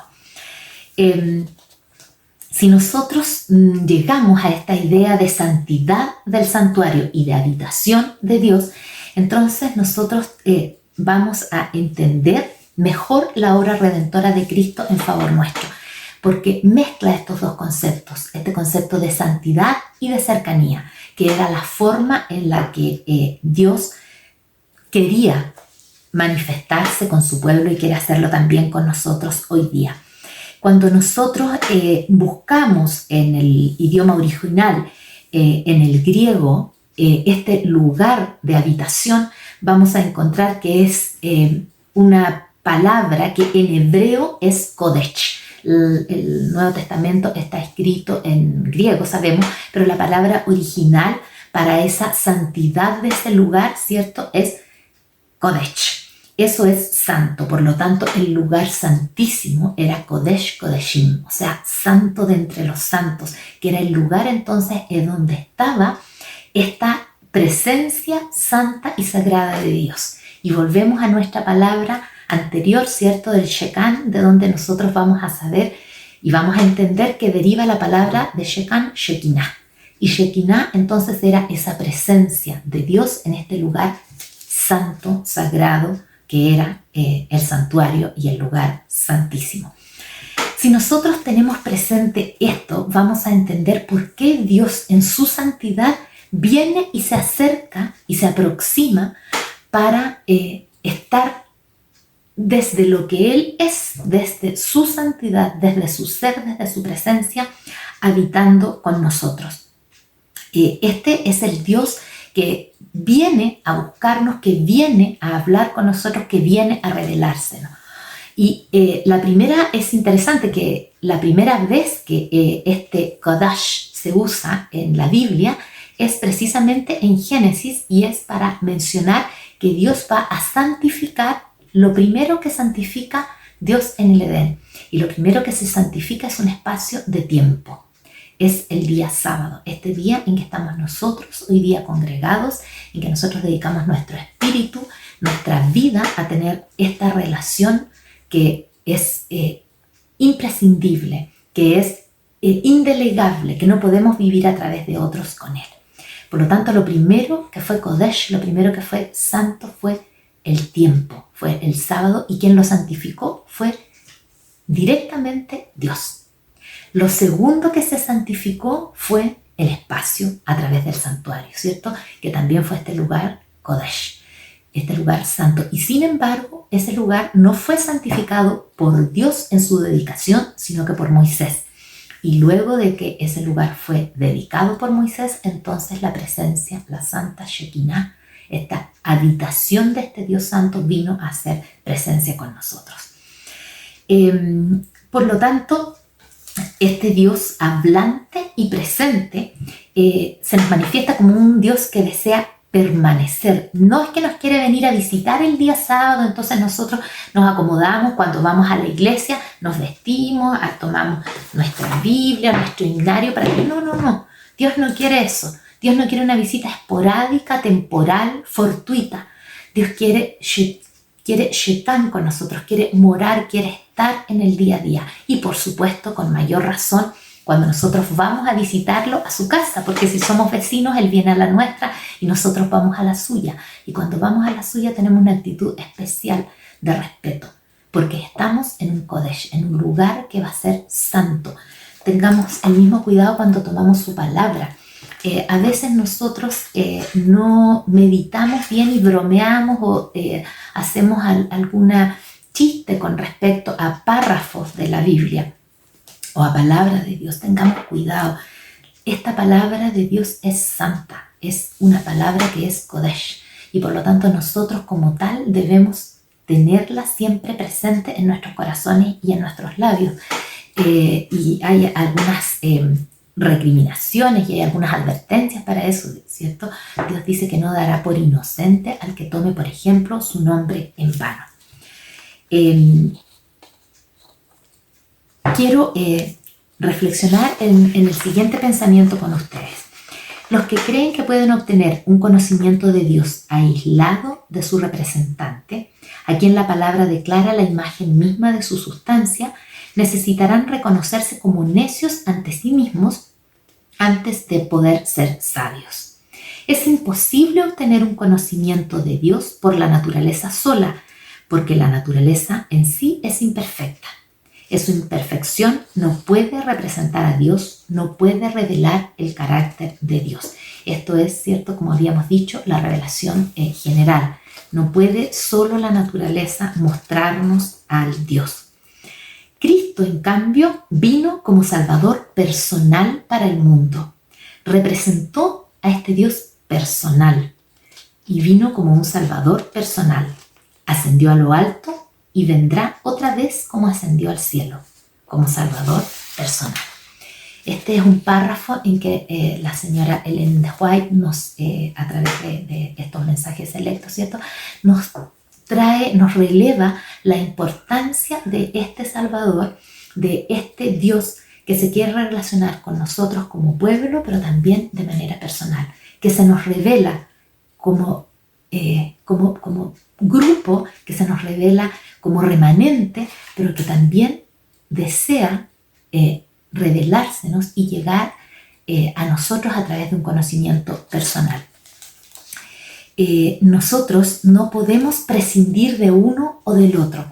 Se nos también advierte, ¿cierto?, que no dejemos de congregarnos. Por eso hemos tenido y hemos hecho este gran esfuerzo al que hemos agradecido tantas veces a nuestros ancianos, a nuestro equipo de multimedia, a nuestro pastor, a todos quienes han hecho posible con su participación y con su esfuerzo mantener esta forma de congregarnos.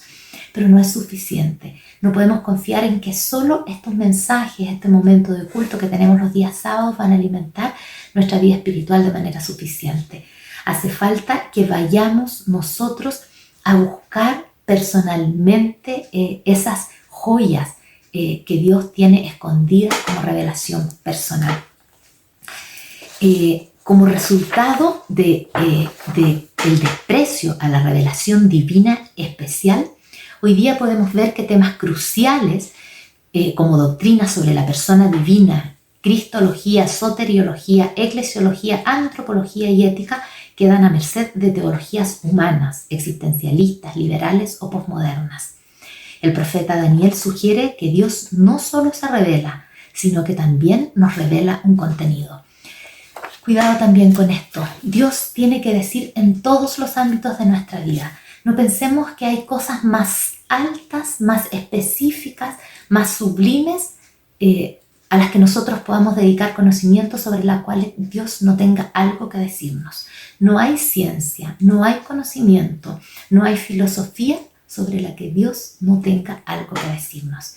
Y debemos, como acabamos de leer, reconocernos primero como ignorantes antes de poder acceder al real conocimiento y a la real sabiduría que solo Dios nos va a revelar y nos va a permitir tener a través de Él. Él revela lo profundo y lo escondido, como lo dice Daniel en el capítulo 2. No existe teología verdadera sin revelación divina. Como le dijo Jesús a Pedro, ¿cierto? Le dijo que era bienaventurado porque no te lo reveló carne ni sangre, sino mi Padre que está en los cielos. Hay evidencias que dan testimonio del origen divino de la Biblia, su unidad, su imparcialidad, el cumplimiento fidedigno de sus profecías, el alto nivel moral de sus enseñanzas, el testimonio de los profetas y de modo especial el testimonio de Jesucristo, que nos dice: santifícalos en tu verdad, tu palabra es verdad. Por lo tanto, podemos vivir con certezas de su palabra. Podemos confiar en que su palabra es una revelación confiable para nuestras vidas, en que su presencia es una presencia personal para nosotros. A través de la historia bíblica que conocemos, Dios nos ha llamado como pueblo, Dios nos ha llamado como personas. Dios llamó a Moisés por su nombre, Dios llamó a Samuel por su nombre, Dios ha llamado a mujeres, a hombres, a niños, a ancianos.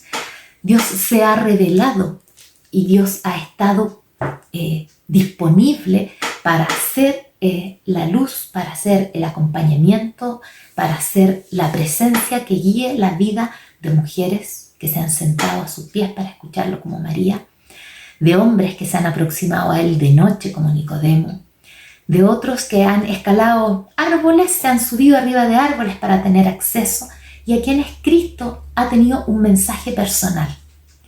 Este Dios maravilloso es el Dios de la revelación general, es el Dios de la revelación especial a través de su palabra, y es el Dios de la revelación personal a través de su Hijo. Dios se revela en la persona de su Hijo y personalmente a nosotros, a cada uno. Es un Dios de discursos, es un Dios de sermones, como el Sermón del Monte, pero sobre todas las cosas es un Dios que quiere llegar con un mensaje personal a cada uno de nosotros. En este día, en este sábado, dediquémonos, decidamos con una oración en nuestro corazón aceptar que Dios hable a nuestras vidas, que Dios hable a nuestro corazón, a nuestra mente, que Dios nos diga a aquellos párrafos, aquellos textos, no solo que queremos oír, sino también a aquellos que necesitamos oír. Dios es el Dios de las grandes revelaciones, pero también de las pequeñas y personales revelaciones. Esa es la invitación que Dios tiene para nosotros cada día, en este sábado y en cada parte de su palabra.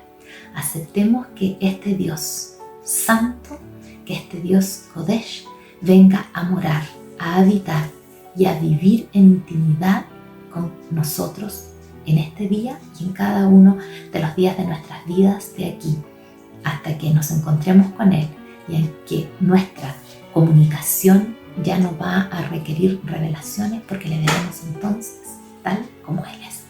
Que ese sea nuestro deseo y que sea también nuestra decisión de buscarlo y de aceptarlo en este día y siempre. Un abrazo y feliz sábado. Estamos agradecidos de Dios por el mensaje de esta mañana. Agradecidos también de Marisa, nuestra directora de mayordomía, por el mensaje, por el pan de vida que nos ha compartido en esta ocasión. Que esto sea un refrigerio para nuestras vidas, un bálsamo para nuestras almas, y que también sea un estímulo para que busquemos cada día a nuestro Dios con todo nuestro corazón. Antes de despedirnos, queremos invitarlos a cantar. Queremos despedirnos con una alabanza en que todos podamos participar. Los invito a que cantemos las estrofas del himno 349. Gran gozo hay en mi alma hoy.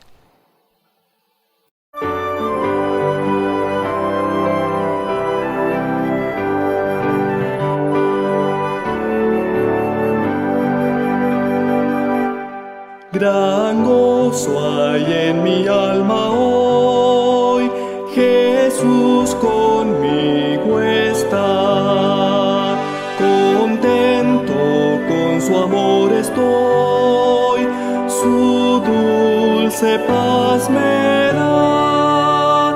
Brilla el sol de Cristo en mi alma, cada día voy feliz así. Su faz sonriente al contemplar, cuánto gozo siento en mí. En mi alma hay melodías hoy, canciones a mi Rey. Feliz y libre en Cristo soy, y salvo por la fe. Brilla el sol de Cristo en mi alma, cada día voy feliz así. Su faz sonriente al contemplar, cuánto gozo siento en mí. Paz plena tengo en mi alma hoy, pues Cristo me salvó. Mis hierros rotos quedan ya, Jesús me libertó. Brilla el sol de Cristo en mi alma, cada día voy feliz así. Su faz sonriente al contemplar, cuánto gozo siento en mí. En mi alma hoy reina gratitud, y lores a Jesús. En su presencia hay virtud, hay gozo en su luz. Brilla el sol de Cristo en mi alma, cada día voy feliz así.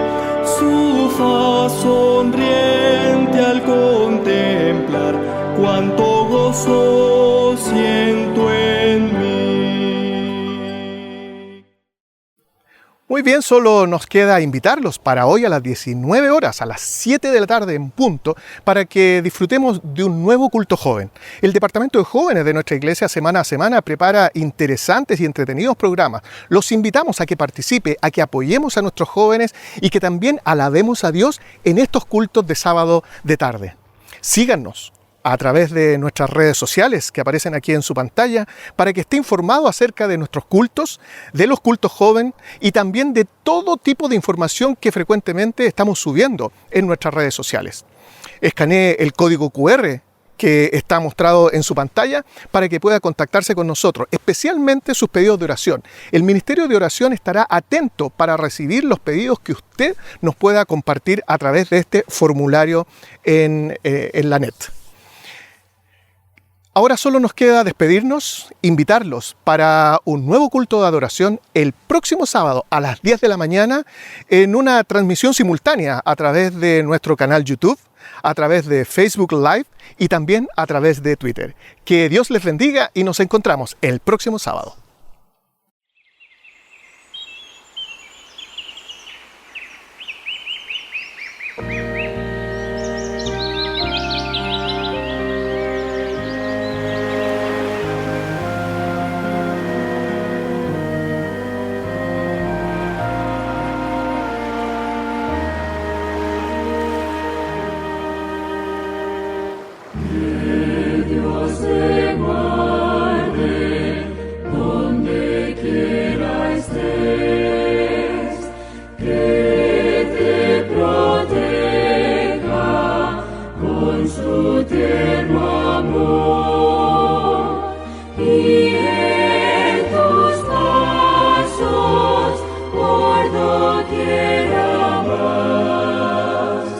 Que Dios